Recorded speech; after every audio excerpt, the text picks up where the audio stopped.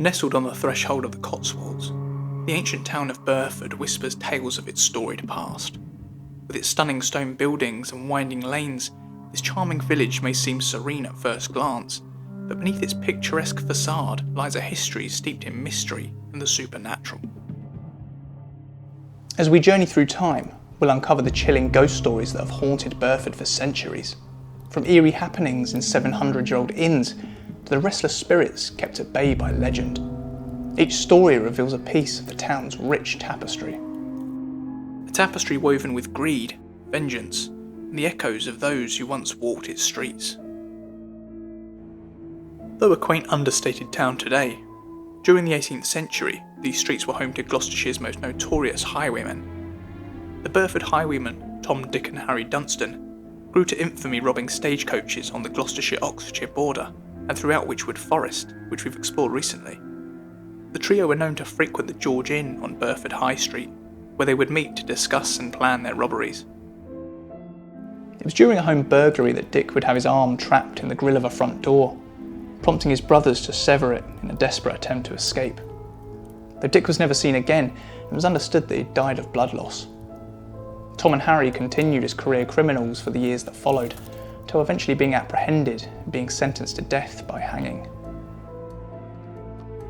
Following their execution, the bodies of the brothers were drawn by horse back to Oxfordshire to be gibbeted, but not before returning to their favoured watering hole, as the custodian of their wretched bodies sought fit to stop on the way to himself indulge in a drink at the George. And it's this story to which some attribute the hauntings at the old George Inn. Though from the street the brothers would still recognise their tavern, the 15th century building is now home to an antique shop, Antiques at the George. It's said that unexplained banging and scraping is a regular occurrence, particularly when the shop's locked after hours, and that dogs will seemingly fixate and bark, as if in fear of an invisible presence. It's common belief here that the brothers still haunt the building to this day.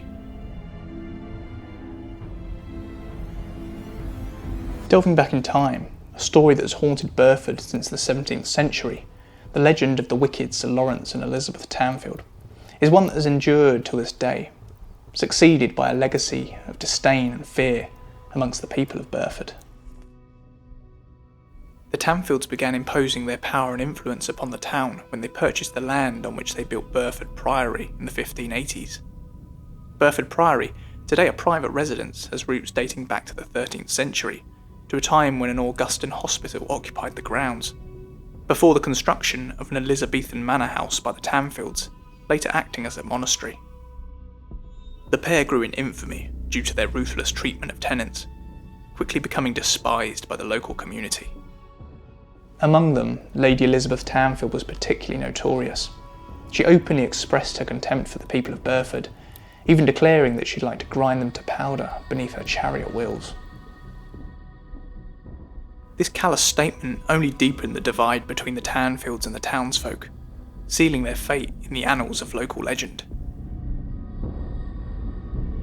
For 2 centuries following their passing, the people of Burford marked the anniversary of their deaths by burning effigies in a display of their anger and disdain.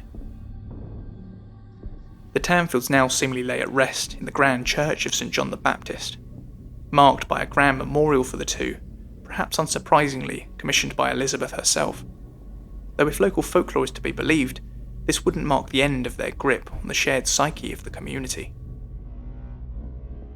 The spirits of Lord and Lady Tanfield are said to be spotted gliding through the town in their spectral horse-drawn carriage. Muriel Groves, in her 1934 book, The History of Shipton under Wychwood, offers a personal retelling of accounts. Old Dame Taylor, my grandmother's nurse, told father that Lord and Lady Tanfield used to drive over the roofs of the Burford houses, up one side and down the other. The apparition of the pair grew so troublesome to the community that a group of 7 clergymen were summoned to lay their spirits to rest, once and for all. The Tanfield spirits were driven to the church where their likenesses lay, and condemned to a cork bottle. The bottle was subsequently thrown into the river Windrush, beneath the first arch of the Burford Bridge, to remain forever. Though if the river were ever to run dry, it's said that the Tanfields will be released once more to continue their ghostly mischief. As you can see, not much chance of that today, though in Mark Turner's book, Folklore and Mysteries of the Cotswolds, it's described how this once came to be.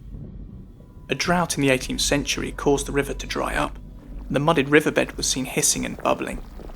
Fearing the return of the tyrannical pair, the people of Burford gathered to bucket water from upstream to secure their interment beneath the silt of the riverbed. The Tanfield's Priory would change hands after their death, the building itself cultivating its own storied history, though one thing would remain a constant, an abundance of ghostly goings-on across the manor. Terrible screams, phantom bells tolling, and the apparition of a lone monk wandering the priory are amongst the phenomena here. During the 17th century, the priory was home to William Lenthal, Speaker of the House of Commons, though upon his death in 1662, ownership of the priory was not handed to his widower Elizabeth, but instead passed to 2 trustees until his son would come of age and claim the manor for himself. Elizabeth would go on to marry a man by the name of James Hamilton. Tensions began brewing between Hamilton and the trustees, as in his greed he sought to attain the priory for himself and his new wife. So when one of the trustees, John Prior, was discovered deceased on the grounds of the priory, speculation was rife as to who was responsible. As the tale goes, using his connections and wealth, Hamilton was able to bribe his way out of a fair trial and frame the murder of John Prior on a local gamekeeper. With little evidence, the man was swiftly put to death.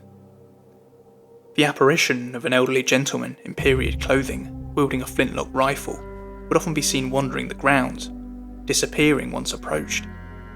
Could this have been the accused gamekeeper, resolute in his innocence?